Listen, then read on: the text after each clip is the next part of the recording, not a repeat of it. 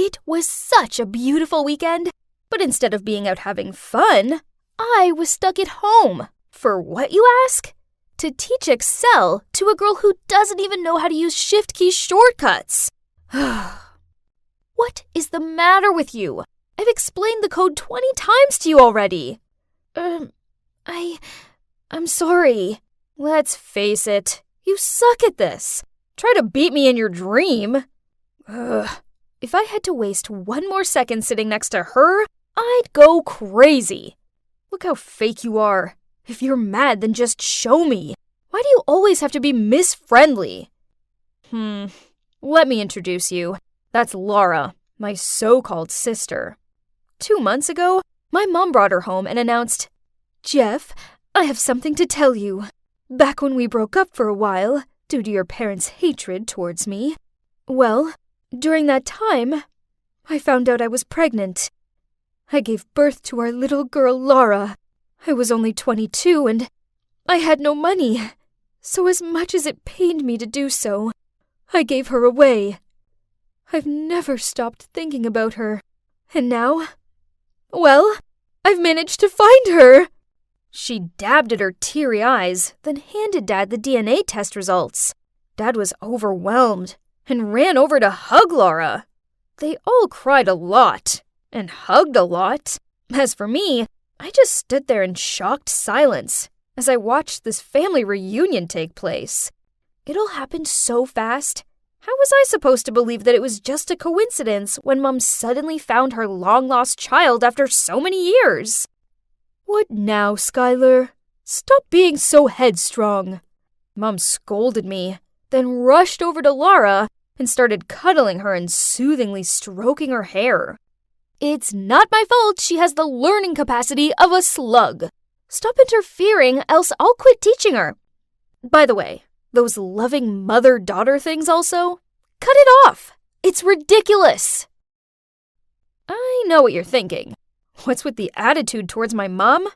The thing is, she's not even my real mom. A few months ago, something crazy happened to me. A strange woman showed up out of nowhere and claimed she was my mom. Say what now? Of course, I told her she'd got the wrong person. But when I saw the selling contract between my mom and her, I froze in shock. Turns out, my mom miscarried a child, but she was too afraid she'd lose her place in the family, so she bought me from this woman. So, I was adopted. It's common, right? But still, I don't deserve to be treated like that. I had always been neglected since I was little. Mom never hugged or kissed me. She didn't read me bedtime stories or tuck me into bed at night. All she ever did was snarl at me. "Go away!" I guess I convinced myself that this was just how Mom was. But then Laura arrived, and Mom is totally different with her. I get it now. I get why she treated me so cold and why I've never felt happy despite growing up in a wealthy family. Because I'd never belonged here. After the incident with the woman, I confronted Mom about it. "I get it. I know I'm not your real daughter, and that's why you think it's acceptable to treat me like garbage?" "Oh, please, stop with the dramatics." "Let me tell you this. Even if you did adopt me, I'm still gonna prove my efficiency to Dad and take over this company by myself."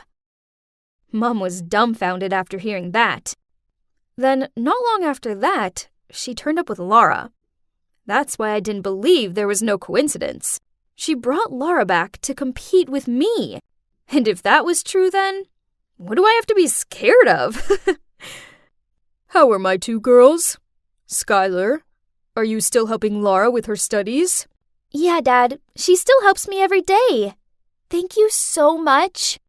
"Okay, that's great. When you move past the basics, I think you should take a few more extra courses. Do your best and try to follow your sister." There's no way she can be as good as me, not even in her wildest dream.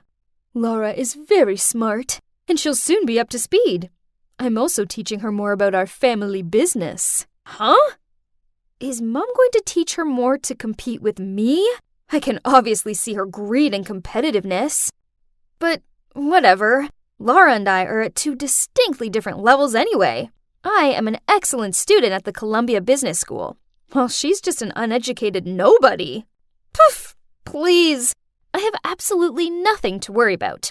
Mom kept forcing her to study, but... See? Speaking of Mom, she'd been acting weird lately. One minute she treats me like a stubborn stain she can't get rid of, then the next she's trying to set me up with some guy named Dean. He's the son of her super rich colleague.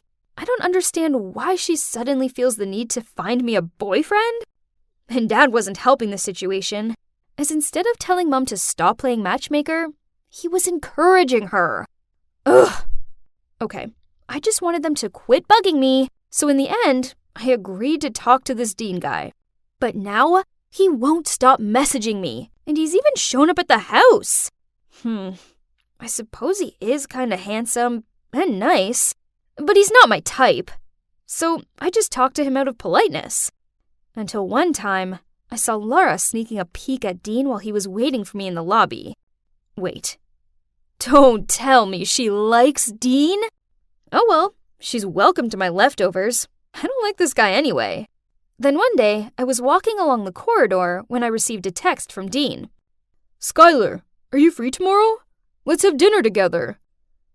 I was about to text back when I suddenly heard Mom and Laura arguing. What's wrong with you, Laura? Why are you secretly dating that jerk? Why not, Dean? He's a good guy. Besides, he told me that there's nothing going on between him and Skylar. So Dean is two-timing us?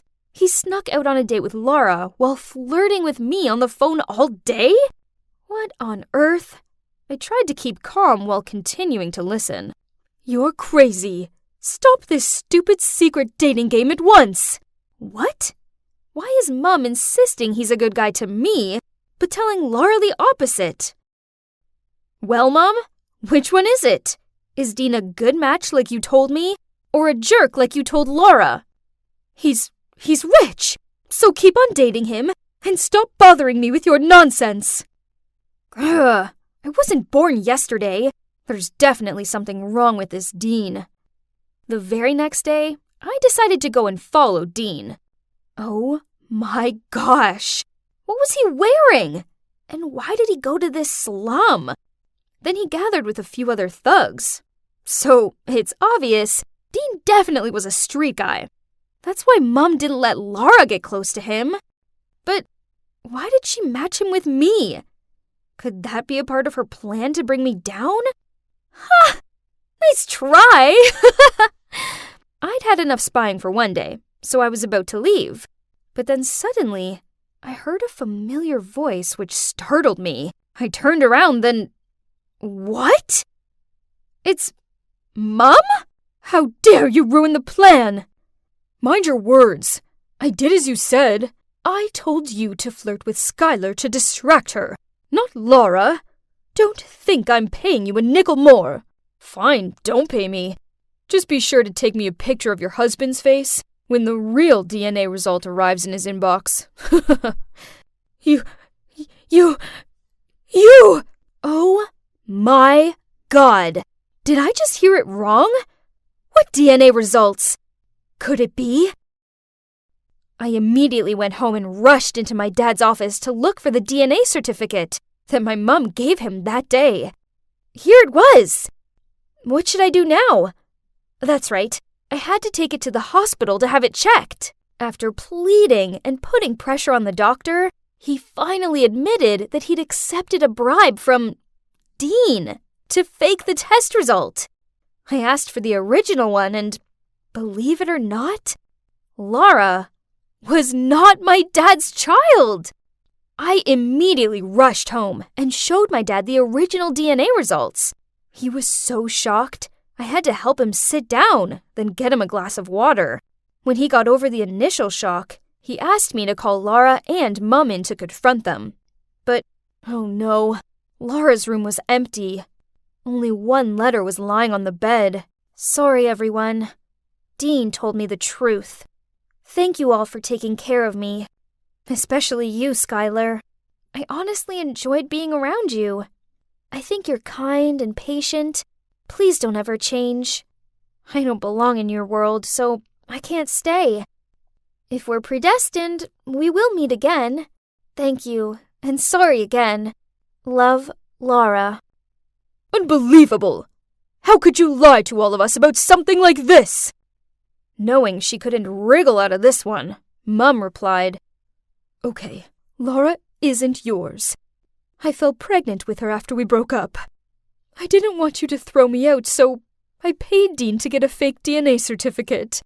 Then I paid him again to date Skylar and distract her from her studies. This business should be Laura's, not hers. But that jerk went and fell for Laura instead. Poor Dad. He looked so heartbroken. Mum tried pleading with him to forgive her, but he told her the trust was broken and that she had to leave. Everything's such a mess. Poor Dad shut himself away in his office, while me, I lay on my bed, staring at the ceiling. I couldn't stop thinking about all of Mum's lies. And what for?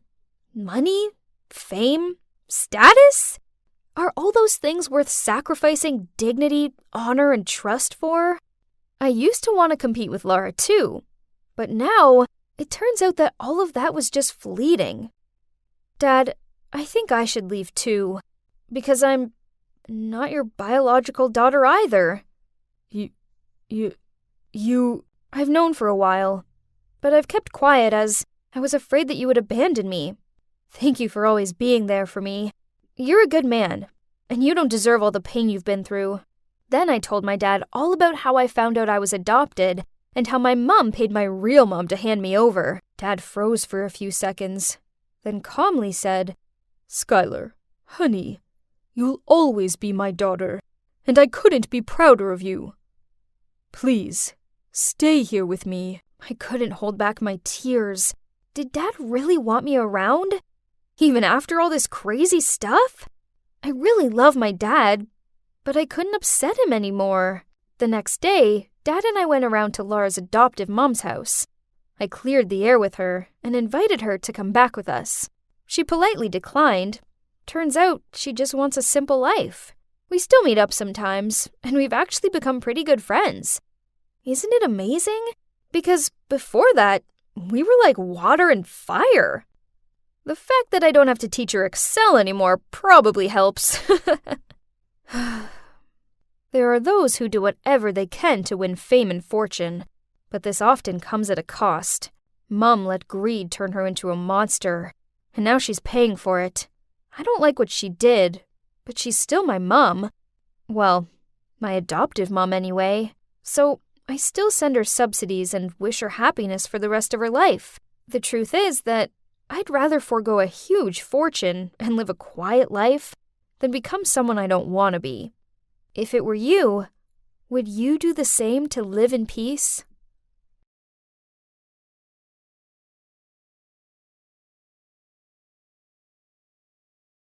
Why haven't the results of the sketch contest been published yet?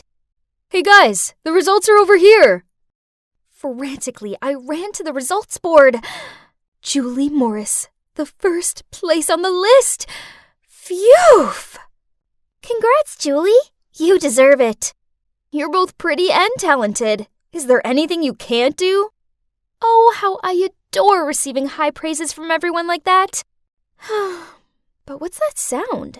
I turned around and it was just Kate. Normally she'd win for sure, but let's check out her rank. Oh, here at the bottom. It was all because of the school logo in ink on the body of the pencil she used that day. Kate's hands got sweaty easily, so when drawing, the ink stained her hand and she accidentally smeared it all over her paper. Poor you, Kate. But you know what? I'm just simply better than you. Now, all that was left between me and one of the 3 golden tickets to a design summer camp in Italy was one last contest. There's one problem. This new girl called Ariana. Unfortunately, just so happens to be a talented designer. Julie, are you okay? Miss, Julie fainted. A boy shouted loudly and frantically took me to the first aid room. Yeah, so now here I am. But hey, don't worry, actually. I'm not ill at all. I was just pretending so I could skip PE class to carry out my plan. As I walked into class, I saw everyone buzzing around Ariana's desk. I asked my friend what happened, and she said someone had spilled coffee all over her drawing. Ariana was all panicking and kept checking her watch. She'd still have to redraw it, but time was running out. Suddenly, a voice said, "Hey, someone dropped a necklace here. Maybe that's who did all this?" Subconsciously, I touched my neck, and it wasn't there. Then there was a hand on my shoulder that startled me to turn around. It was Rebecca. If I'm not mistaken, this is yours, right? She glared at me. That's my necklace, but... So how did it end up under Ariana's desk? At that moment, I was so shaken that I couldn't say a word. Luckily for me, Ariana piped in. I think it's just a coincidence. Julie would never do something like this. Everyone agreed with her, saying that a sweet girl like me would never do such a mean thing. It's okay. Rebecca was just confused. That's all. No worries. Ugh, how dare Rebecca accuse me? It's crazy to think we used to be besties. You see, I've known her since childhood, as our parents are friends. But then she grew up and turned into this awful know-it-all. But hey, I needed to put it aside. I had to focus on my own design. Just because I'd sabotaged Ariana's design didn't mean I could let my guard down. It was an anxious wait to find out if I'd made the summer camp list. Though I shouldn't have to be that stressed, as of course, I was in. Turns out, even though Ariana had to redraw in a rush, she still got one slot too. But the last slot went to... Rebecca? Huh? I didn't know she was also into fashion design. Anyway, whatever, Rebecca. She was never my match. So, ta-da! Finally, I'm here in Milan, the fashion capital of the world. And guess what? During the summer camp, there will be various competitions, and the best will win a scholarship to the Polytechnic University of Milan. Unbelievable! I've been dreaming about this for a long time. No one was going to stand in my way. The camp was amazing. I enjoyed visiting museums and studying courses in fashion history, choosing clothing material, and cutting techniques. Then, our first test was announced, completing basic sewing skills in the fastest time. Easy peasy. I've even taken some classes on tailoring before, so of course it didn't bother me. Seeing everyone struggling to complete their products, I smiled and confidently pressed the end time button. However, at the same time, someone else hit their button too. Rebecca. Of course, the judges loved my work, but watching them praise Rebecca's work sucked. Ugh! How can someone who has never taken a sewing class be so good? The 2 weeks of summer camp flew by, but then the last challenge arrived, which would decide the winner. Each candidate got a large piece of cloth, and this is all we would be given, which meant no room for mistakes. Everyone was trying to focus and design with maximum intensity. I glanced at Rebecca, who seemed to almost be finished with the dress. And to be honest, her white dress looked quite simple but elegant. Suddenly, it got me anxious. Ugh! Since when did she become such a pain in the neck? We had a little break at noon, so everyone went out for lunch. Meanwhile, I stayed back a little longer trying to finish the test. I just didn't feel like eating, knowing that my dress was not perfect yet. But only, I wasn't able to concentrate on my design. I kept staring at Rebecca's mannequin instead.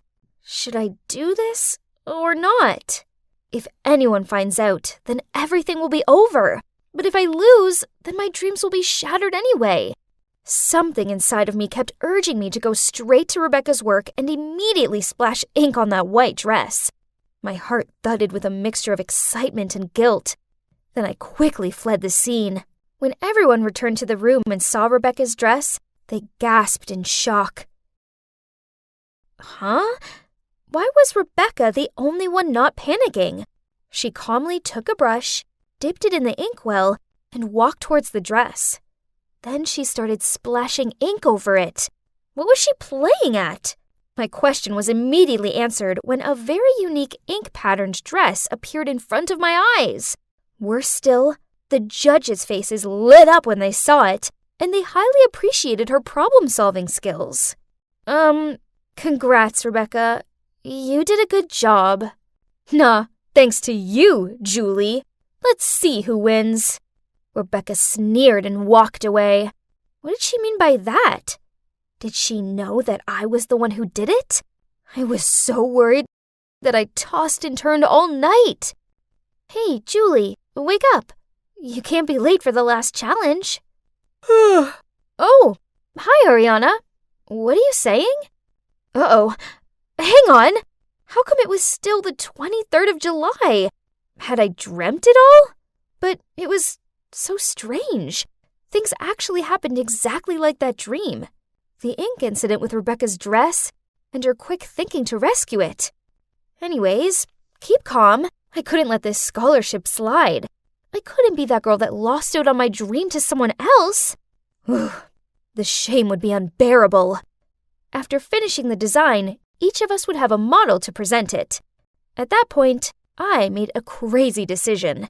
Right before the performance, I quickly followed Rebecca's model to the restroom, locked the door from the outside, then put the out of service sign in front of it.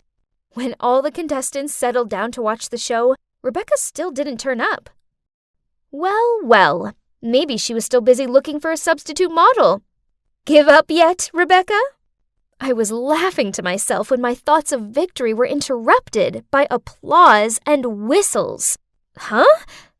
On the catwalk, is that Rebecca? Wearing her own design? Ariana whispered into my ear. Rebecca is stunning. She totally deserves this scholarship, right, Julie? What? How could Rebecca surpass me again? Hey, Julie, wake up. You can't be late for the last challenge. What? It's still the 23rd of July? Hang on. This meant Rebecca hadn't won yet, and I still had a chance. This time, I decided not to mess up Rebecca's dress. Instead, I looked up online some ideas to improve my own design, and I discovered a wonderful design on a fashion blog, which was quite similar to what Rebecca was doing. Ha! Turned out Little Miss Perfect was just an idea thief. So I decided to design the exact same dress, and 1 hour right before the show, it was time to pull the trigger. I reported to the judge that Rebecca stole my idea and claimed myself to be the owner of that blog. But instead of any sign of panic, a smirk lit up on Rebecca's face as she turned to me and said, "Game over, Julie." Then she went straight to the judge. I didn't know what she told them, but they disqualified me right after. Excuse me? I couldn't breathe or think or anything. I pointed at Rebecca and yelled, "She's the thief! There's something wrong here!" Then Rebecca calmly approached me. "Nice try, Julie, but your dirty tricks won't fool me. I know it was you that ruined Kate and Ariana's projects. And guess who is the real owner of that blog? Yep, me." I stared at her in shock as she continued to talk about the real reason why she stopped being friends with me. She said it was all because of my jealousy, which had turned me into such a mean girl. Julie, you're beautiful and talented. You need to believe in your own abilities instead of sabotaging other people's work. Don't be that type of person. I woke up sweating. I reached for the phone and it was still the 23rd of July. Ugh! Would this day please be over already? But maybe this was good, as this meant I had a chance to put things right. Lunchtime arrived, and I lingered behind and looked at Rebecca's perfect dress. I hovered my hand over the ink bottle, but then I left it where it was. Sighed, then walked back over to my own dress. So, what happened? Well, Rebecca still won, but you know what? It's okay. I tried my best, I didn't cheat, and, well, Rebecca's dress was a worthy winner. After the competition, I saw some of the other girls congratulating Rebecca, so I walked over and tapped her on the shoulder, and giving her a sincere smile said, "I just wanted to say congrats. Your design's amazing." Thanks, Julie. I really love your dress too. Your stitching was so precise. Okay, so I didn't win, but I did learn a valuable lesson. I should always give 100% in what I do, instead of wasting so much time and energy trying to ruin things for other people. Oh, and about that time loop, I put it down to competition stress. I think it must have made me feel like I was stuck in a dream world until I learned the error of my ways. Finally, I've found inner peace, and I'm finally out of that dream. I have to admit, I did whoop when I woke up, and it was finally the 24th of July.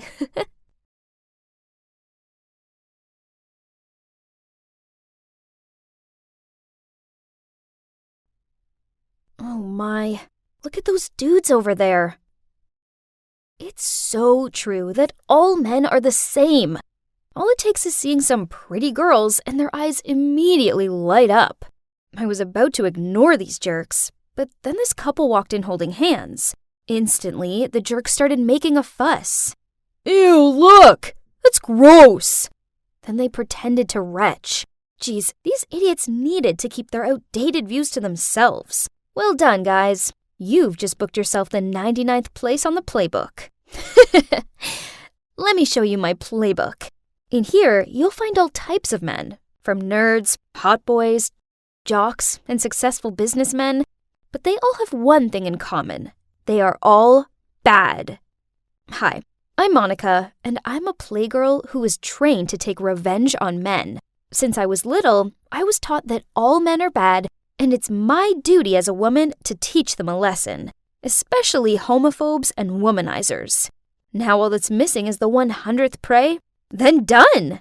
Hey sis, family meeting now! Oops, duty called. Mom's gonna reveal our final mission. Now, where are my books and pens? Yeah, those two are my colleagues and also my competitors. There's Cindy, my impulsive little sister, and next to her is Grace, my older, super smart, and slightly more mature sister. As for me, I'm something in between. Not as childish as Cindy, but not as calm and collected as Grace. Oh, here's Mom. Okay, let's get to the point. So this is it, the last goal, and it's the biggest one yet. So, this time you're not working together, but on your own. This target won't be easy, but you all have your own charms, and I have every faith in you all. And the time starts now. Dennis Groff. Let's see. Oh, he's quite handsome. The son of a CEO and super rich. It figures he's a lady killer, duh. But why did Mom assign him to us? I mean, she usually just lets us set our own goals. Also, why do we have to compete against each other? Maybe it was because it was the 100th target, so she was making it extra challenging? We all love Mom and want to please her. I mean, who doesn't want to be the last one to complete the family playbook, right? I stayed up all night making a plan of action. From my social media stalking, I found out that Dennis's friend was having birthday celebrations at a bar in town tomorrow night. So, the next evening, I put on the sexiest red dress that I've bought for this specific occasion and walked confidently into the bar. All eyes were on me, except Dennis's. Excuse me? Was he going to the bar for free Wi-Fi or what? Seeing that, I took a glass of wine and gently approached him. But suddenly, a strange guy came out of nowhere and pulled my hand back. Honey, where are you going? Have a drink with me? Get out of the way. I'm busy. I was about to turn my attention back to my prey when, oops! The strange guy tripped me up, causing me to stumble onto the ground. This was so embarrassing. I guess I just have to call it a night. But suddenly, an arm appeared in front of me. I looked up and, hey, it was Dennis? I was a bit surprised, but quickly regained my confidence and let him help me up. After that, he offered to buy me a drink, and then we ended up chatting into the early hours. And jackpot! Turned out he's as big of a golf lover as I was, so I persuaded him to join a golf club with me. Ain't that a smart move? A week later, and it was progress report day. One by one, we told Mom what we'd done so far. Cindy tried hard to approach Dennis by coming to the billiard hall that he frequented, and being the typical impulsive kid that she is, she bombarded Dennis with messages on social networks. She seems to be quite optimistic, though, as Dennis responded to her quite friendly, and the two kind of vibed when it came to billiards. As for Grace, she applied for the position of assistant manager at Dennis's company. I know. Man, my sister is a genius. She even said that she already felt some chemistry going on, as he wouldn't take his eyes off of her. Mom seemed impressed with the progress we'd made so far. Everyone's attained certain achievements, but sure thing, I was still in the lead. I felt it. I don't know if I'm being delusional, but Dennis and I were getting so close, and he had also shown some gestures of concern for me. Anyway, it appears that I'll have to work even harder than I first thought to win this one. Yeah, I did used to wonder if what Mom always said about men was 100% true, and why my sisters and I had to do all this. Until one day, back when I was 16, that day, I was going into my mom's room to borrow some jewelry for catfishing when I found an open notebook on the ground. Curious, I picked it up and discovered it was Mom's diary, and it was in a tragic story. She once fell deeply in love with a man, but then ran into him with someone else. Worse, she didn't even have a chance to confront him. Instead, she got his message right away. I knew the truth already. You're not a real woman. We're over. Not a real woman was what that Nick called my mom. Ridiculous! Just because my mom is a transgender? She did not go through all this pain and heartache to be disrespected like that. My mom's life was tragic, like a movie.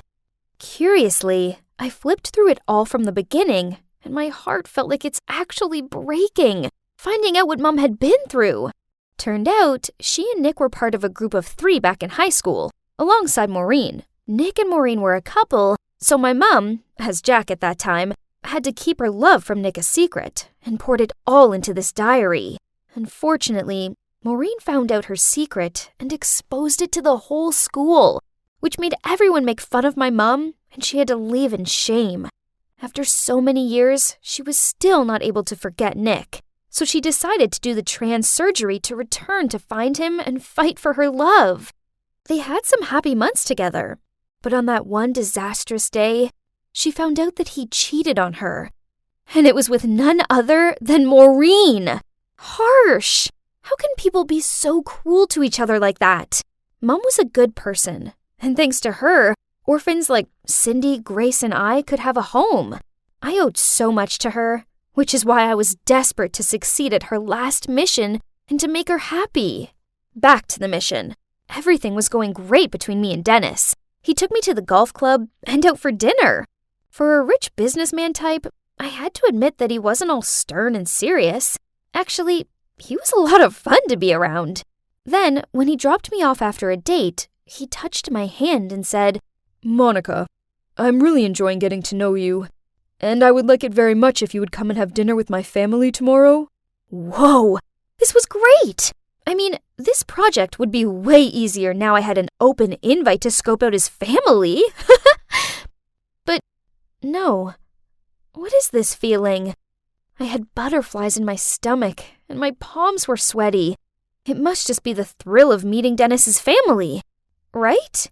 But why couldn't I stop thinking about his cute laugh and his dreamy eyes? Oh no, I think I might have actual feelings for him.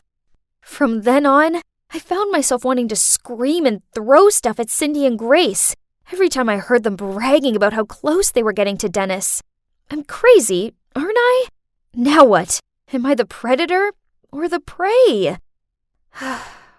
OMG, I'm so nervous, I literally can't stop shaking. Whoa, they looked so wealthy and classy. His parents were both really sweet, and I soon felt a lot more relaxed. We had dinner, and the conversation flowed easily. There was just one thing that kept bothering me. His dad's name is Nick? Surely this was a coincidence, right? I mean, Nick's a popular name. Something didn't sit right with me, so I knew I needed to say something to Mom. I anxiously walked back and forth until I heard her car pull up outside. Mom, is Dennis's father that man? She looked stunned, then slowly sat down, sighed, and told me everything. Just like I thought, she picked Dennis to be the 100th target. Or more like a bait. just to take revenge on Nick. Furthermore, she wanted us to use Dennis to make Nick go bankrupt. But what did Dennis do? If you have a problem with Nick, then talk to him. Why drag his innocent son into it? Mom and I were having a heated argument when Cindy and Grace approached. What's wrong with you? Stop being so smitten. Mom just wants to use us as tools for personal revenge, and she doesn't love us at all. Don't be so insolent. I see that you're letting your emotions screw up your decision. Nick treated our mom badly, so his son deserves to pay the price for this. You know how much pain he caused, Mom? Don't you want to fight for her? Wow, you totally suck and are an awful person. I couldn't stay here and listen to any more of this, so I rushed out of there and went and stayed with my friend. I have no idea what I'm meant to do now. One thing's for sure. I can't go through with Mom's revenge plan anymore. Maybe I should go find Nick and ask him to sit down with Mom and talk things through. Unfortunately, I underestimated my sisters, as I was scrolling through my phone when I saw a post from Cindy exposing Dennis as a womanizing jerk who dated 3 girls at the same time. As proof, she'd inserted pictures of Dennis with each of us. Trust her to do something so childish. It gets worse, as Grace linked up with a hacker to splatter the company's website with things like, Mr. Nick Groff, the president of Groff Corporation, is a liar, traitor, and homophobe. This media crisis has caused the whole company to suffer, and now Dennis was avoiding my calls. I was hovering my finger over the call button when at that precise moment, Grace texted me, Hey sis, you better not miss the sacred moment we tick off number 100 in the playbook. The mission is over anyway. Let's just go home and make up. Mom's waiting. No way was I going to let them do this. So I immediately called Dennis and left an urgent voicemail, telling him that he needed to get his father and go around to my house ASAP. As I led them inside, Mr. Groff and Mom's eyes all widened when seeing each other. Nick stood there frozen, while Mom just asked him to leave immediately.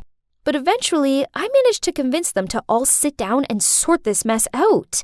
Jean, I worked out straight away that you were Jack. I was shocked at first, but then I realized it didn't matter, as I truly loved you.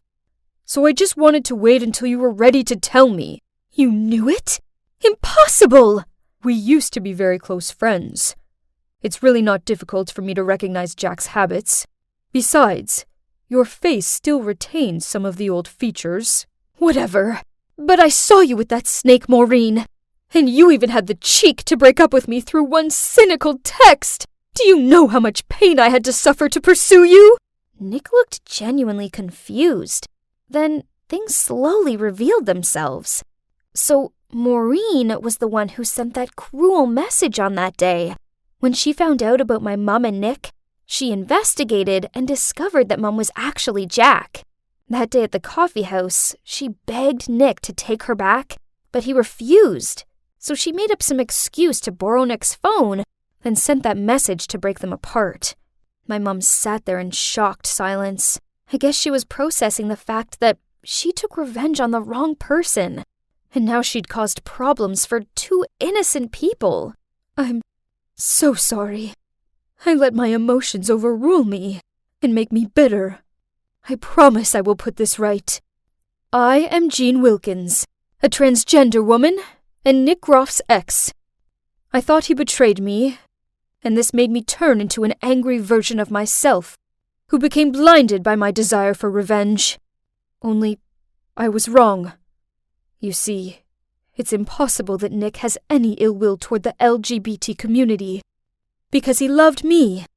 As for his son, Dennis, he's a good man who got caught up in the crossfire. He's never cheated on anyone, so please don't judge him for something he hasn't done. As I watched the video, I felt immensely proud of my brave mom. She'd made a lot of mistakes, but she'd publicly owned up to them, which took a lot of courage. Thankfully, the video worked. Nick's company has recovered, and Dennis's name was cleared.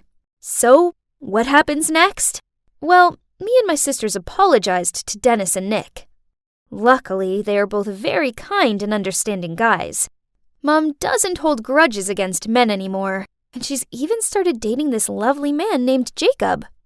Cindy met this sweet girl called Beverly, who, thinking about it, is pretty much her opposite, but they're actually kinda cute together. Grace is still single and focusing on her career. And me? I will never touch this ever again, 'cause I'm sticking with this prey forever.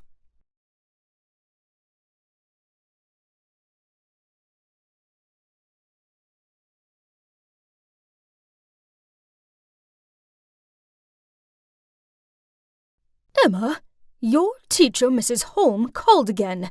She said your grades are appalling and you don't pay attention in class. Why can't you be more like your sister? Yawn. Not this speech again. It's been like this ever since I started elementary school. In my mom's eyes, only my sister, Evelyn, inherited our dad's intelligence, while I'm just the senseless member of the family. Ugh, as if. She's only good with useless books. Bet she doesn't know anything practical, like how Dad's Ethernet company works and such. But whatever, I don't care. I'm full, I announced as I got up and went to my little headquarters, the garage. I was busy working on my own personal project, so I didn't have time to give a hoot about who my mom's favorite child is. Oh, you must be wondering what I'm working on. Well, this device broadcasts Wi-Fi. Sounds familiar, right? But my device is able to broadcast across the entire city. Not only that, the connection is stronger and much more stable than the Wi-Fi people use at home. And it's more convenient without all the cables and stuff. This is without a doubt my proudest work ever. And what a coincidence that a few days earlier at school, Mrs. Holm announced that for the first time, the school was organizing an invention contest. Normally, I give school activities a miss, but this time was different. This contest could be fun, right? There was no time to waste, so I put all my spare time, day and night, into making my invention contest ready. And you won't believe what happened. I won first prize! And that's not all.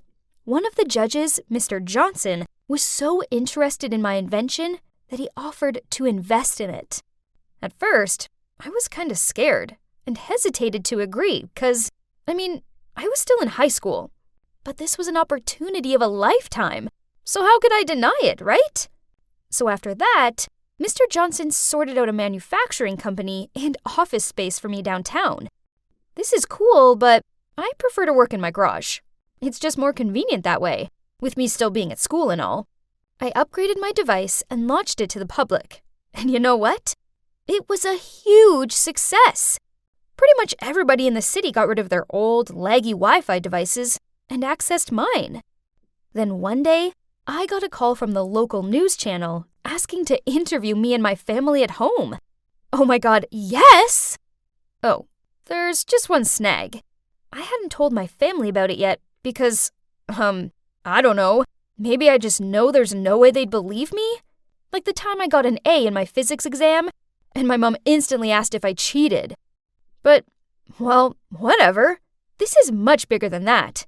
So I quickly ran downstairs to the living room and excitedly told my family that the invention benefiting the town was mine. But Mum and Evelyn burst out laughing.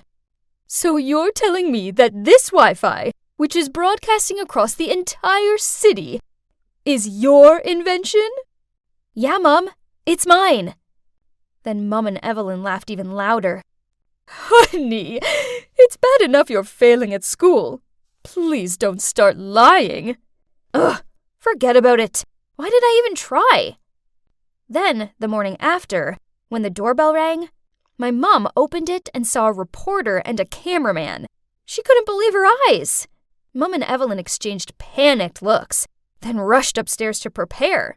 It was so hilarious. The hysterics continued as they interviewed my parents. I watched my nervous, sweaty dad stand there like an awkward statue, while Mum began bragging about me like, as soon as Emma was born, I knew she was a genius like her dad. I always encourage her to pursue her dreams. Jeez, and the Oscar goes to my mom. I didn't know she could act that well. To be honest, since I could remember, Mom never said anything nice about me. Ever. But now that she knew I was the mastermind behind the town's Wi-Fi, she would probably treat me differently, right? Wrong. Then one night I came downstairs for a glass of milk and overheard Mom and Dad talking in the living room. Emma is such a selfish child. How badly will this affect your business? The truth is, the company's going through tough times. But don't worry, we're trying everything we can. Huh? Did I do something? And what's wrong with Dad's company? I tried to eavesdrop more, but suddenly I heard my dad standing up from the couch, so I quickly ran upstairs to my room. The next day, Dad forgot to take his lunch with him to work, so Mom asked me to take it over. But when I got to his company floor, it was deserted. Huh? Where was everybody? Did everybody get a day off or something? But that couldn't be it, right? That evening, over dinner, I asked Dad. I went to your office at midday, but not a single person was there. What's going on? Mom suddenly put her cutlery down and gave Dad a shocked look. Is what Emma just said true? Dad lowered his head and sighed out. Yes, it's true. I temporarily shut the company last week. I didn't want you all to worry, so I didn't tell you. I'm sorry. What? How could you? You said you would fix it. That's when it hit me. But I deeply prayed it wasn't the truth. So I asked him, is it because of my device? Dad didn't answer me. He just glared sadly down at his dinner. But I knew what his silence meant. I was right. Suddenly, Evelyn stood up and screamed in my face. It's all your fault! You invented that stupid device, and now Dad's business is at stake! That's so typical of you. You never think before you act. Then she stomped off upstairs. I just sat there speechless. I just wanted my family to be proud of me, but instead, it seemed like they despised me more than ever. Then Dad turned to me and softly said, Emma, this isn't your fault. I was kind of waiting for my mom to say something. Anything at all. But she didn't. She just cleaned up the table. I felt really bad about what happened to Dad. But hey, now I had to work even harder so I could provide for my family, right? After that, Mom completely ghosted me. As for my sister, whenever our paths crossed, she gave me a dagger look and muttered out mean comments like, let's see how long it takes for your precious business to fail. I tried to ignore her, but then she took it too far.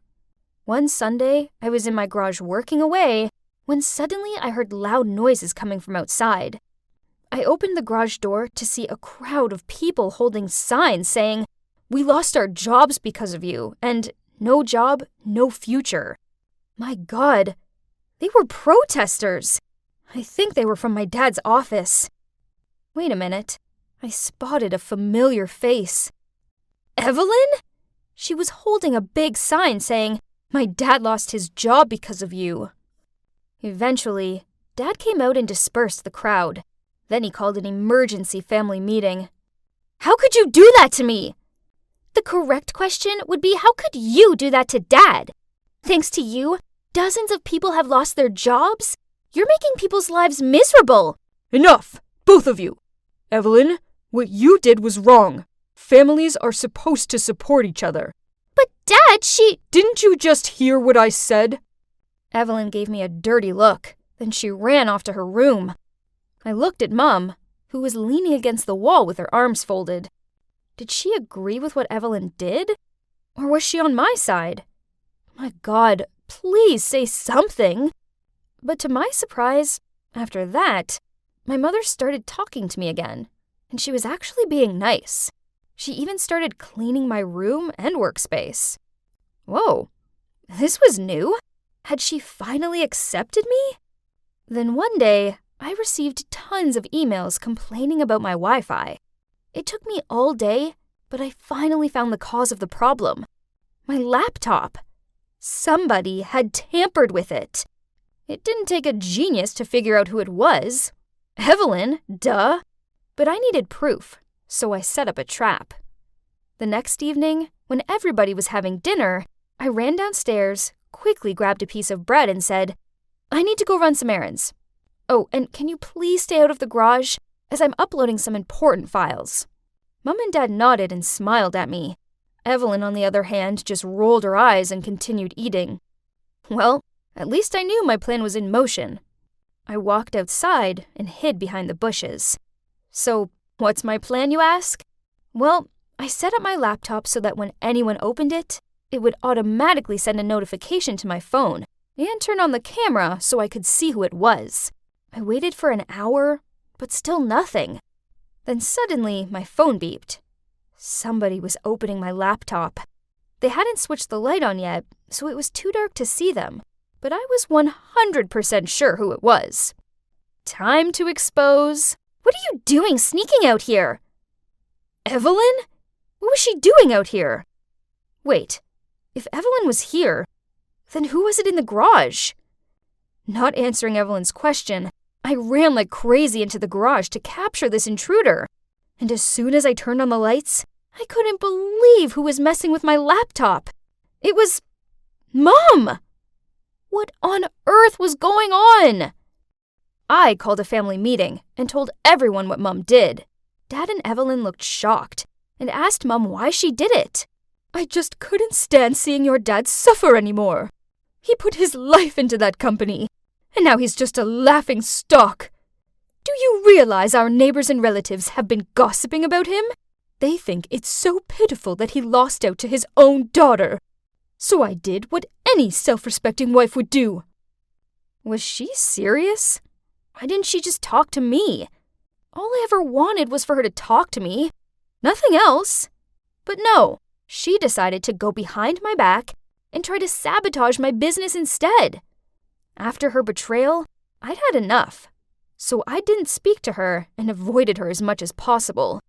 It was one thing for Mom to be cold towards me, but I never thought she was capable of doing this. This went on for weeks, and it got kinda tedious. Trust me, it's no fun trying to avoid someone in your own home. But then one day, I arrived back from school and saw Dad sitting in a corner in the living room, repairing his PC. Geez, he looked so miserable. That's when the truth hit me. This was his passion, and I took it away from him. Suddenly, I understood why Mom did what she did. She saw how disheartened he was, but knew he'd never say anything to me, because he's always supportive. But how can I fix everything? Should I give everything up so that my dad can reopen his company again? Ugh, why was this so hard to figure out? Wait a minute. I think I have the solution. You must be wondering what my dad was doing here. Well, I came up with the idea that we should work together. My dad's a pro with technology, so it didn't take long to show him how things work around here. Oh, and since my business has grown, we were able to employ some of his former work employees too. With Dad around to help, I have time to focus on my studies. Even Evelyn started helping out, and she was so good at it, I made her dad's assistant. Talk about a proper family business. Ha! As for Mom, we had a really long talk. I finally told her how awful her attitude towards me made me feel, and she apologized for everything she had done. I eventually forgave her. I knew she did that just because she loves Dad very much. So, after all that drama, we're now just one big happy family. Wow, the International Ballet Contest is being held in New York this year! Oh my god, that must be spectacular! But, oh, how different my life was 5 years ago. I just won the City Ballet Contest, and Dad wouldn't stop grinning with pride. To celebrate, he was driving to get us ice cream. When suddenly, I don't remember much about that day after that. But I lost him. As for me, I survived, but I was left with life-changing injuries. Since then, ballet was no longer a part of my life. And over there is Aunt Robin and my cousin Nancy. They're super excited about the competition. I swear, Nancy has tried on 15 dresses already. Both my aunt and my mom, when she was alive, were gifted ballerinas. So, naturally, Nancy also inherited the ballet genes. She's now a student of the New York City Ballet. This is something I've always wished for, but now can only dream about. Suddenly, a slamming door and shouting startled me.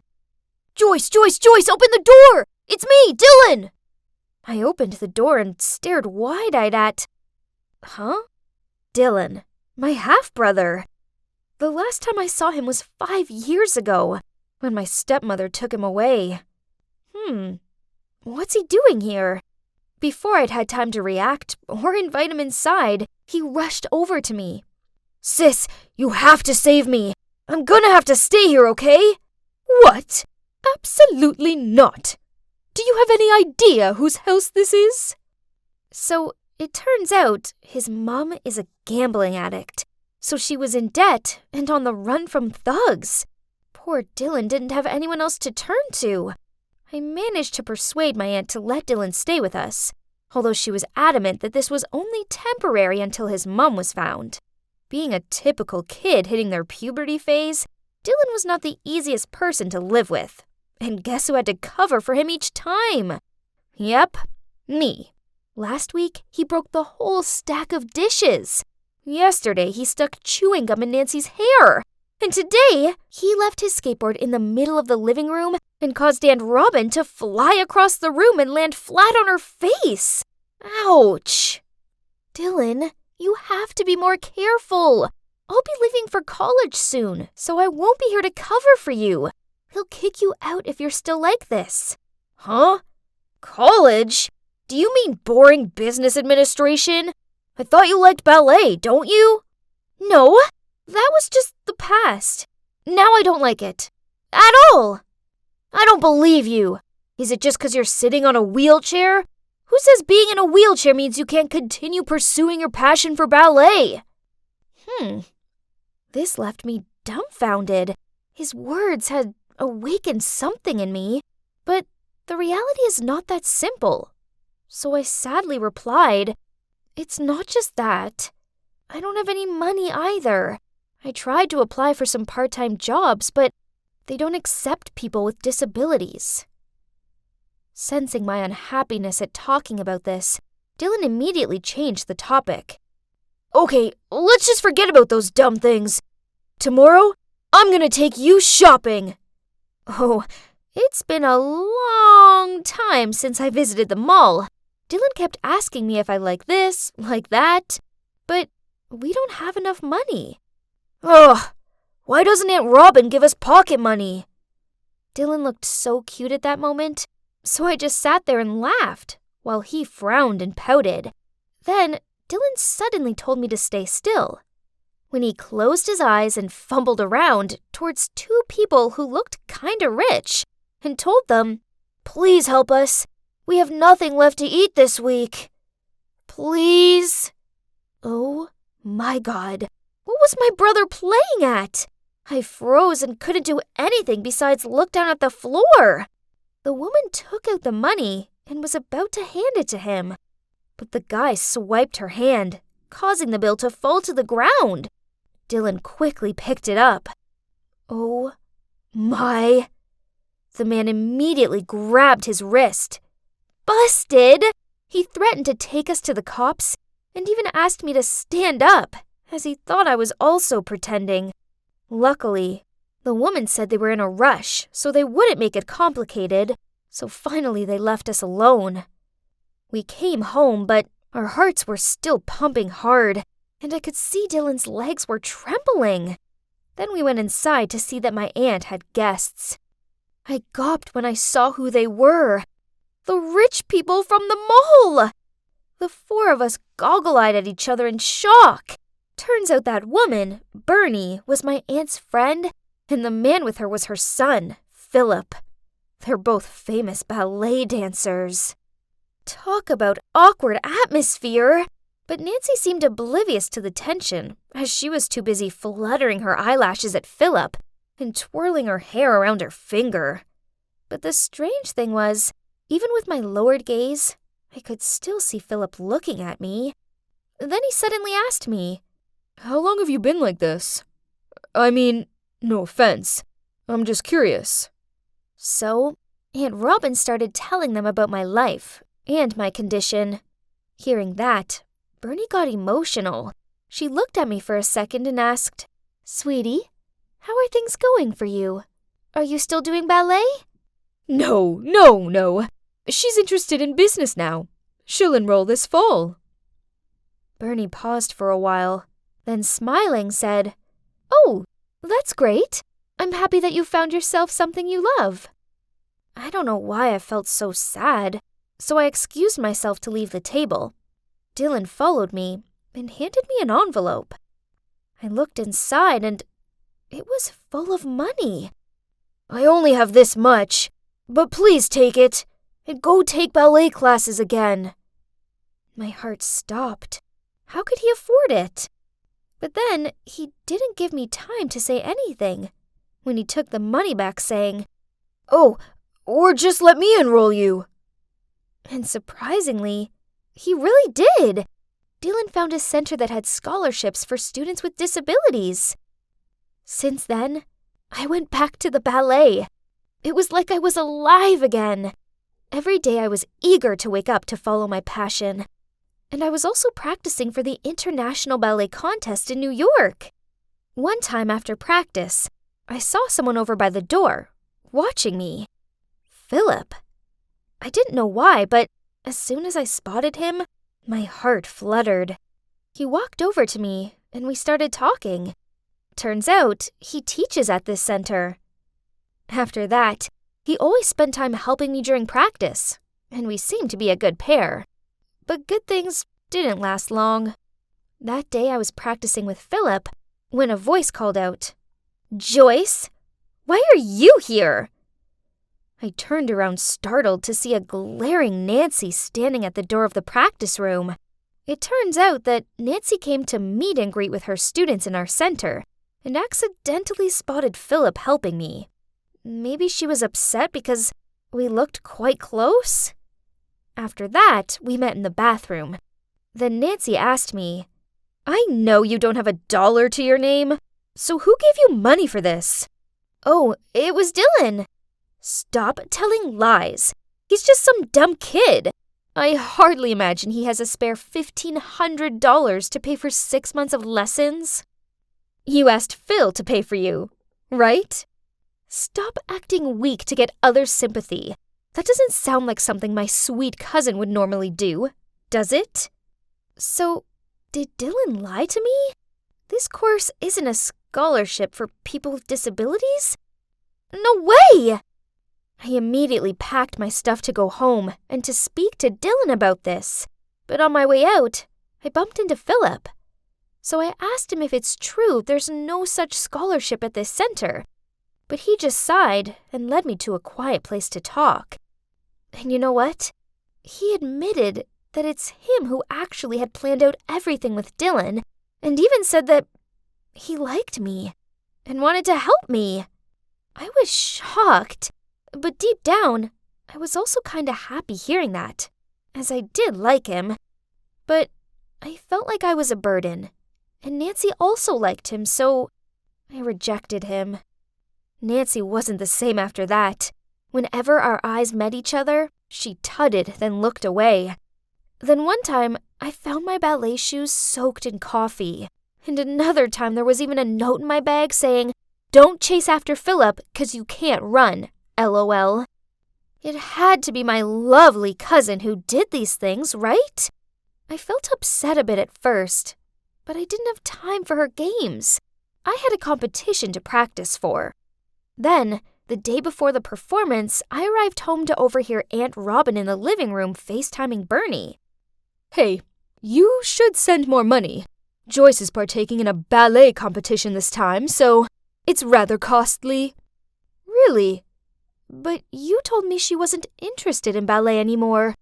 In any case, why didn't she take the ballet scholarship for the New York City Ballet?" Stop going off topic.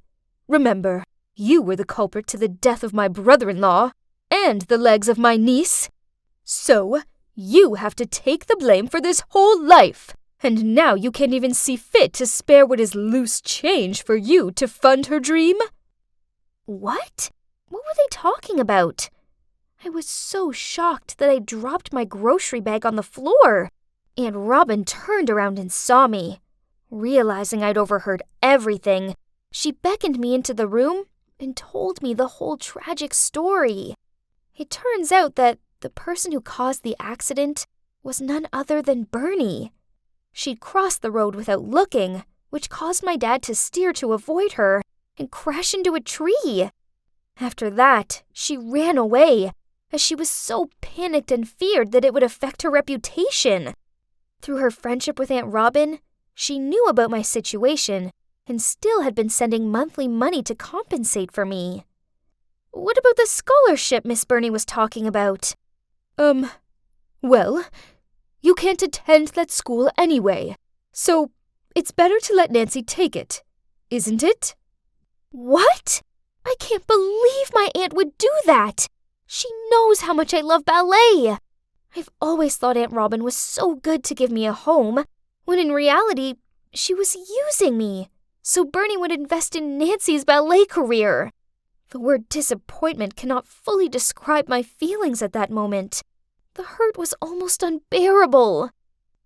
I woke up feeling dreadful, but I forced myself to get ready and headed to the competition. It was bustling there, just like me inside. I didn't bother to watch the other performances until Nancy's. She was very graceful, and the judges said she did very well. However, I felt like it was missing something. And now, it was my turn. I looked down to the crowd and saw there was Bernie, Dylan, and Philip. They all smiled and clapped their hands when the MC called my name. I took a deep breath and was about to go out on the stage when, passing me, Nancy leaned over and whispered, "Philip doesn't really care about you. He just feels guilty about what his mom did. Don't go embarrass him by messing up." Suddenly, I felt like I couldn't move. I forgot all the movements, and the world was spinning around. But a familiar voice woke me up. "Joyce, you're better than this. We're all here for you, so don't be scared. You're the light. Don't let the dark bother you. Let's shine and show them what you have." I was so touched, and it worked. I regained my spirit and just went with the flow. Like a swan that had been restrained for so long, I just did what I wanted to do. I didn't care about anything, anyone. This moment, I'll live for myself.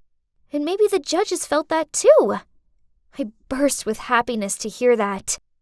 Ladies and gentlemen, the winner of this contest is Joyce Baker. Everyone came to congratulate me, including Bernie. She tried to fight back tears as she apologized for everything. The past is the past, and I know what happened was a terrible accident. It's something she will always have to live with, and that seems penance enough. So I hugged her and told her it was okay, because what matters was that I could dance again, and it felt fantastic. So what's next? Well, I didn't go to business school. Instead, I'm continuing with my ballet. I'm also undergoing treatment for my condition, and I hope that one day I will be able to be up there on stage, performing with Philip. Speaking of Philip, thanks to his help, Dylan and I moved into our own house, and Dylan has just got a scholarship into a prestigious high school, which he seems to be enjoying. Oh, and one more thing.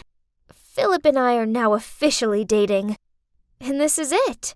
The happy ending of my fairy tale. Guys, keep chasing your dream, despite hardship, because all good things are waiting for you at the end of the tunnel.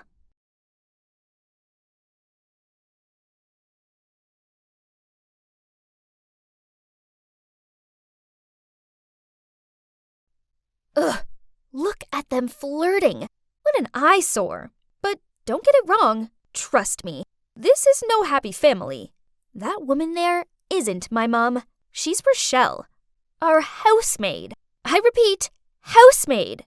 But it looks like she has her sights set on becoming my stepmom. Ugh. We only hired her because after my mom passed away, Dad and I struggled to deal with our grief, and our clumsiness as well, so tidying the house didn't take priority.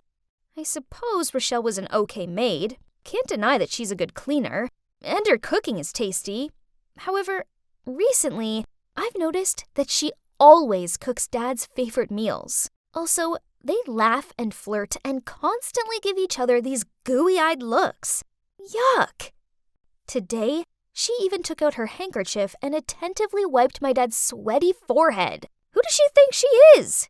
She definitely wanted to hypnotize Dad. If she thought she'd have a slot in this house, she was totally wrong. I needed to do something about this. I had to talk to Dad right away. Dad, Mom didn't pass away that long ago, but it looks like you've already lined up her replacement. Didn't you hurt Mom enough by reconnecting with your ex right before she died? What do you mean replacement? Brittany, you're being childish and unreasonable. I don't know, and I don't care. But I want Rochelle to get out of our house immediately. She's for sure trying to get something out of you. Okay, fine. If you insist. But make sure you find a new housemaid to replace her. Ugh. So it turns out that finding a new maid who's actually good is nearly impossible. Dozens of people came to try out, but none of them were as considerate as Rochelle. Okay, after all, we still needed a maid, so I reluctantly let Rochelle stay until I found someone new. This didn't mean I was going to let my annoyance for her slide. I decided that while I was stuck in the same house as her, I may as well play some tricks on her to let out my anger. When she decided to cook, again, the divine chicken soup that my dad loved so much, I kindly added a little salt to make it more savory. But somehow, my dad still praised her delicious food. He must just be flattering her, right? So I tried it for myself. What? How could she do that? It tasted amazing. Ugh. Another time, I copied this trick I saw on TikTok by sticking layers of food wrap on Rochelle's door, then acting like there was an emergency. Quick! The oven is making weird noises. I think something's burning. Rochelle quickly ran out of the room and I couldn't help but laugh my head off. Her face was really funny. She then gave me this bewildered look and smiled helplessly. Ugh. Why did this woman never get mad? Okay then, let's step it up a notch. I decided to play the ultimate trick. Knowing that Rochelle was scared to death of cockroaches, I cut a cockroach shape out of paper and put it behind the fabric of her nightlight. That night, I was dozing off when I heard a screechy scream. Ah! Coming from Rochelle's room. Aha! Success! But she was so terrified that she fainted. Oops! Do you know what the most annoying thing is? Even after all the trouble I've caused her, Rochelle was still super sweet to me. She was always offering me cookies and asking me about my day and stuff. I felt like she was trying to play the role of a mother, and I didn't like that at all. She couldn't fool me. I knew she only put up with me to please my dad. Thanks to Rochelle, I could never be at ease, even in my own home. But recently, a very special person has come into my life and lit up my mood. It was totally by chance. That day, it had rained like crazy, so there were puddles everywhere. I was on my way home from the grocery store when a car drove whizzing by. I thought I was going to get a free bath, but then suddenly, an arm pulled me back and shielded me with his body. Just like in a romantic movie, standing there was a boy, soaking wet, asking if I was okay. Aww, he had totally swept me off my feet. We walked together for a while, and he told me his name's Chris, and he lives in the next neighborhood. That's it! I needed to find a way to impress Chris and also thank him for helping me. So, after some careful thinking, I decided to bake him a cake. I'd seen Rochelle bake before. It looked easy peasy. So I baked one and gave some to my best friend Sue to try. But she spat it out and said, "Ew, gross." I sadly sat in the kitchen, staring at my pathetic cake, and wondered where I'd done wrong. That's when Rochelle stepped into the room. But to my surprise, instead of laughing at me, she patted me on the shoulder. Come here. I'll teach you how to cook. Rochelle was a good cook, so I'd be stupid not to learn from her. This doesn't mean I like her, though. I just want to win my crush's heart. So after that, each day after school, Rochelle gave me a cooking lesson. Okay, so maybe she wasn't as bad as I first thought. We tried out different recipes together and came up with our own perfect formula. And finally, I could bake a lovely heart-shaped chocolate cake by myself to confess my love to Chris. And you know what? He said yes. I was so deeply in love with Chris that I totally forgot about my conflict with Rochelle. Chris often came over to my place. My dad and Rochelle loved him. So now, besides my dad's favorite food, Rochelle also makes Chris's favorites too. She's incredible. She could remember everything Chris loves and hates, even the trivia, like he's allergic to peanuts. We were just like a family, and I have to admit, it felt kinda good. And then, out of literally nowhere, the shock of my life happened. My dad passed away from cancer. I didn't even know he was ill. As you might guess, I totally broke down and didn't want to do anything after that. My mom and dad had both left me, just within a single year.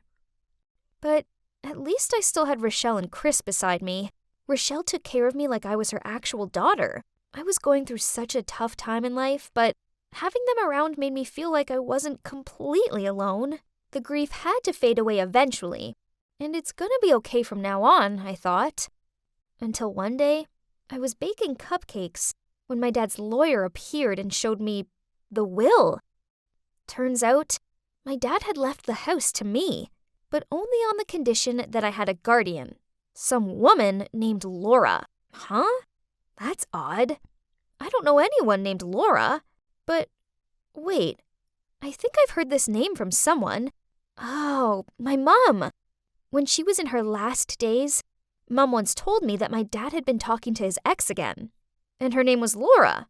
Could it be her? Did he seriously make his ex my guardian? Unbelievable! I had to get to the bottom of this. But how could I find this mystery Laura? I had no family. Well, besides my Uncle Colin, who was living in France. So I contacted him and told him everything. He flew back at once, and although I hadn't seen him in years, I couldn't hold back my emotions and ended up sobbing on his shoulder. And then he told me the horrible truth. Laura is none other than the woman who had just walked through the door. It was Rochelle, the woman who had been living in my house. I couldn't believe my ears. What on earth is going on? So Rochelle moving in was no coincidence? My dad sneakily snuck her in as a maid so they could be together? My pain and disappointment were overwhelming, but I had to calm down so I could think rationally. I knew I needed to be smart and outplay Rochelle at her own game. Since then, I started watching Rochelle and noticed something strange. Rochelle and Chris were a bit too close and intimate. I often saw them whispering to each other when they thought I wasn't looking. What did this mean? Could it be that Rochelle was trying to coax my boyfriend into one of her dark schemes? Or, worse still, was the guy I loved cheating on me with an older woman? My suspicions deepened. When a few days later, Chris told me he was sick, so I had to take the school bus for a couple of days. And Rochelle also asked me for a few days off. Could it just be coincidence? I didn't think so.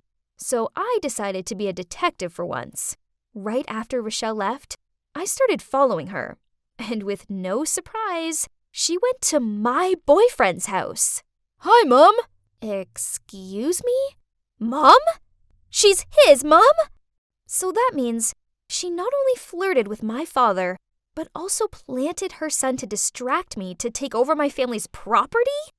I trusted them. How could they be so cruel? Suddenly, I remembered a detail that I didn't notice until now. After eating the food she'd cooked, for some reason, my father became weaker and weaker and eventually passed away. Did she poison him? If that's the case, then she really is a poisonous snake in human disguise. I immediately broke up with Chris, and fired Rochelle, then went home and told Uncle Colin everything. At least I had him on my side. Now what we need to do is refute her custody of the property. I'll take care of everything, and you just have to do what I say. Then, Uncle Colin helped me prepare a lawsuit against Rochelle and her son for fraud. Those two will pay the price for what they did to my father and me. Oh, but the thing is, now Rochelle didn't live here. It felt so empty. I was so angry with her, but I also found myself missing her too. I loved and trusted her. And Chris too. And feelings like that don't just vanish overnight. But when I was still thinking about it, there was the lawyer. Again! And he was accompanied by Uncle Colin. What's happening now? Miss Brittany Jensen hereby transfers the entire estate of 25 Oakwell House to Mr. Colin Jensen, as signed by both parties. Huh? Signed? When did I sign that? I snatched the paper and shouted, "Scam! I never saw this paper! Uncle, what is this? Please say something." I don't know. Just follow the legal documents. No. So Uncle Colin was just pretending to care, when really he just wanted to trick me into signing over my house? Oh God. Thinking about it, it must have been that day. The day where he gave me a bunch of papers to sign, claiming that they were about me suing Rochelle and Chris. OMG, the lying con! At the time, I'd been so upset that I only skimmed the first page without looking at the following ones. I was too careless. From tomorrow, Miss Brittany Jensen will have to return all assets to Mr. Colin Jensen. You have 24 hours to prepare. I tried shouting at my uncle, and then I tried reasoning with him, but he didn't care. He just smirked at me and told me that he was just taking what was rightfully his. Ugh, what a vile man. So now, I have nothing left. I was kicked out of my own house and deceived by my own uncle. I don't know why I accidentally passed Chris's house just as he opened the door to take a delivery, and our eyes met. I turned and started to run away, but Chris caught up with me and grabbed my hand. Even after the awful way I treated them both, Rochelle and Chris still invited me inside and made me dinner. I ashamedly told them what happened. Then Rochelle told me everything. It turns out that my father found out that he had cancer a while ago, but he didn't tell me because he saw how upset I was after losing Mom, and he was afraid I would worry too much. Rochelle saw his health deteriorating and figured out what was wrong, so she volunteered to take care of him because she still cared for him. But as a friend, nothing more. As for the will, my dad understood Uncle Colin all too well and didn't trust him, so he gave custody to Rochelle. But unexpectedly, in the end, I still stupidly fell into his trap.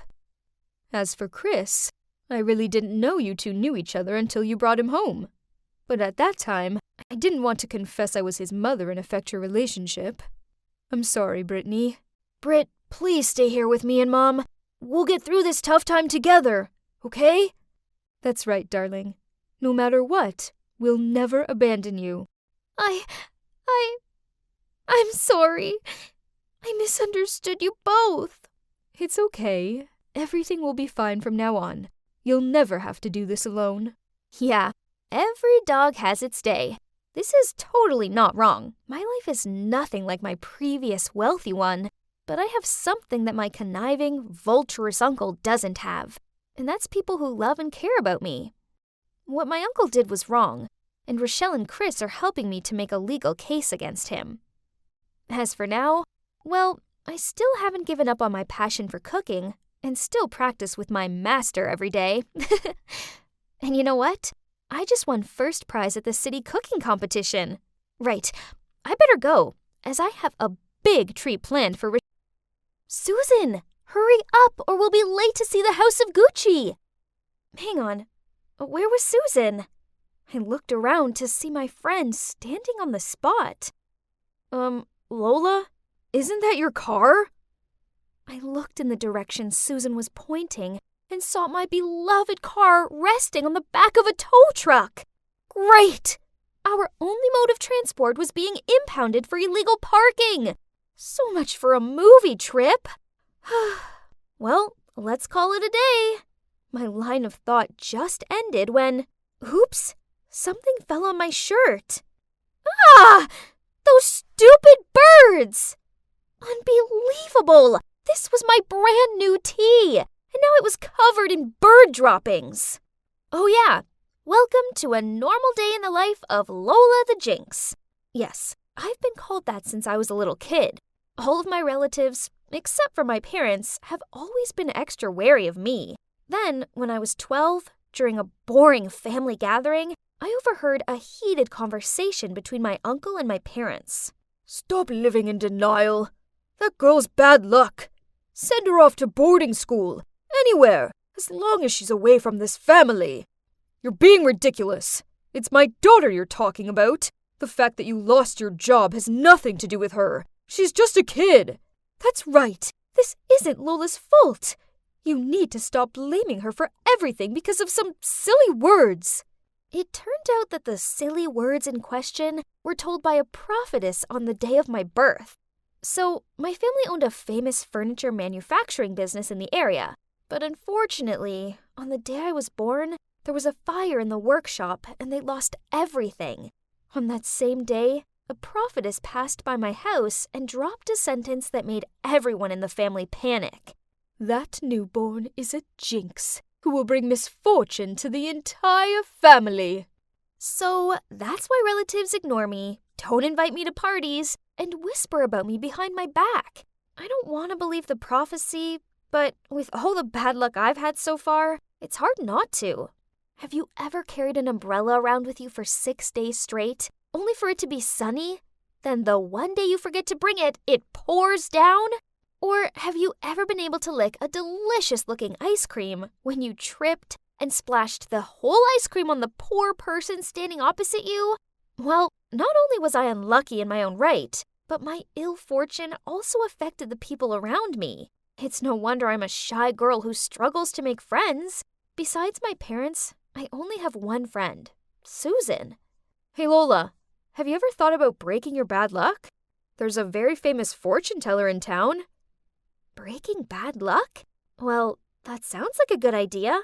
I've had enough of being Lola the Jinx. The next day, following Susan's instructions, I went to a small house on the outskirts of town. As I knocked on the door, I was nervous and excited. I hoped this would finally be the end to my run of bad luck. A woman in veil let me in. I couldn't wait any longer, so I blurted out, "Hi, I'm here since I heard you could help me get rid of my bad luck, right? Please help, whatever it takes."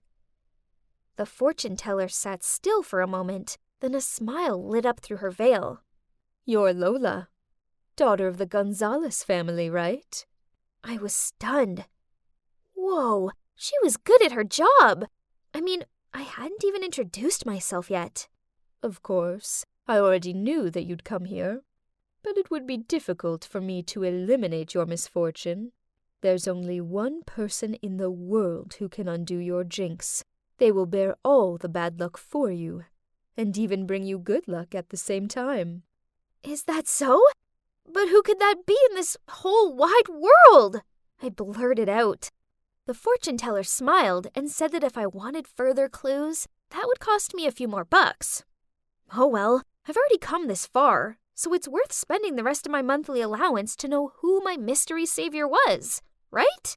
Then she pulled out this drawstring bag and shook it. She told me to draw an item.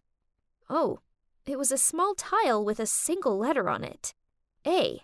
Well, well, well. Interesting. A person whose name starts with an A. Fear not, Lola. The universe will signal you to find that very person. I then went home and couldn't stop searching my mind for people I know with A names. Let's see. The most potential person was Ariel, a classmate of mine who was super lucky in everything. That's right, no one else but her. She was born wealthy and fortunate. She didn't even study and she always got good grades. Actually, she just won the school raffle. Her prize was a year's supply of donuts and a bowling trip. Obviously, she was the complete opposite of me. With her inherent luck, Surely a little bit of my jinx seasoning wouldn't make her too miserable, right? But honestly, I'm not fond of Ariel. She's sour, scornful, and a show-off. Still, dear Lola, anything was possible if you wanted to end your bad luck. So I was determined that from tomorrow, I would make her my best friend. Together we would have the perfect balance between bad luck and good fortune. But easier said than done.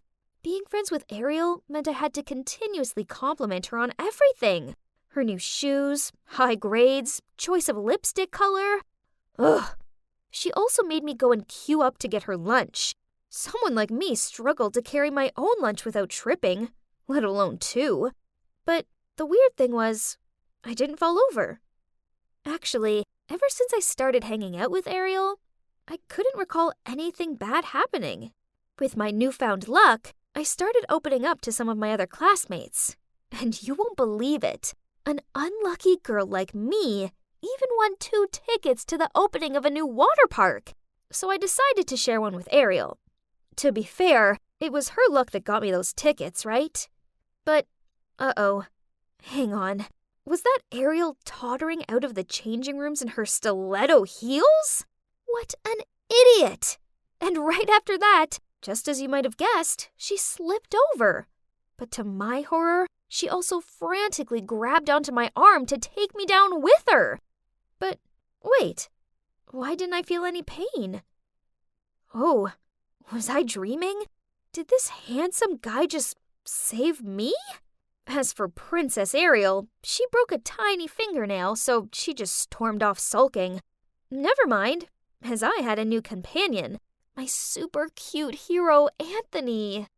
Since then, Anthony and I talked to each other every day, and just like that, we officially became a couple.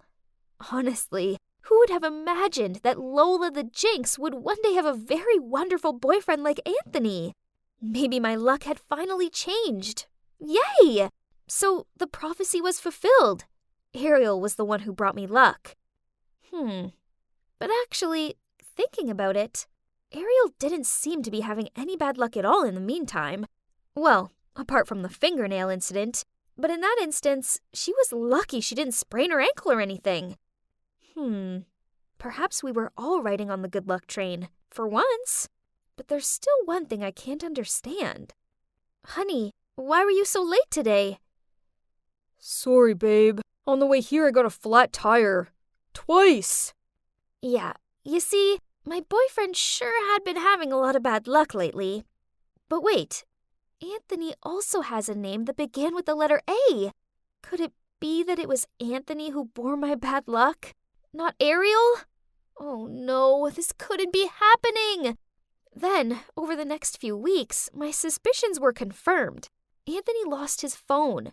He misplaced his assignment, picked up the wrong dog from the vet's, and even managed to walk into his mom's brand new, expensive vase.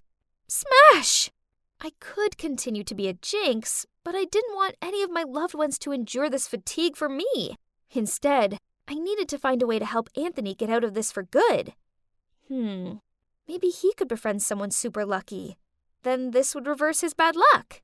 With this plan in mind, I planned a picnic for us both, then invited the luckiest person I knew along too, Ariel. At first, it seemed to be going really well. It wasn't raining, and there weren't ants in our sandwiches. But then I noticed Ariel giggle and twizzle with her hair as she looked at Anthony. Oh no, Ariel had a crush on my boyfriend.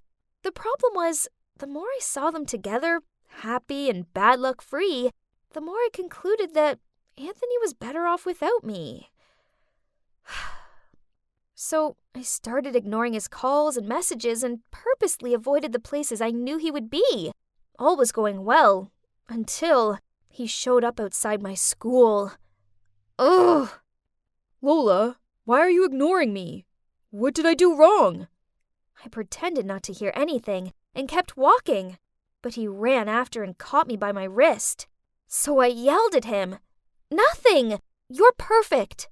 That's why I stopped talking to you. I'm a jinx, and you deserve better." He gave me a confused look. So I explained all about how bad luck had a way of following me and the people I was closest to. And that's why I had set up a date for him and Ariel. You're such a fool. Are you seriously ready to throw away what we have because of some stupid prophecy?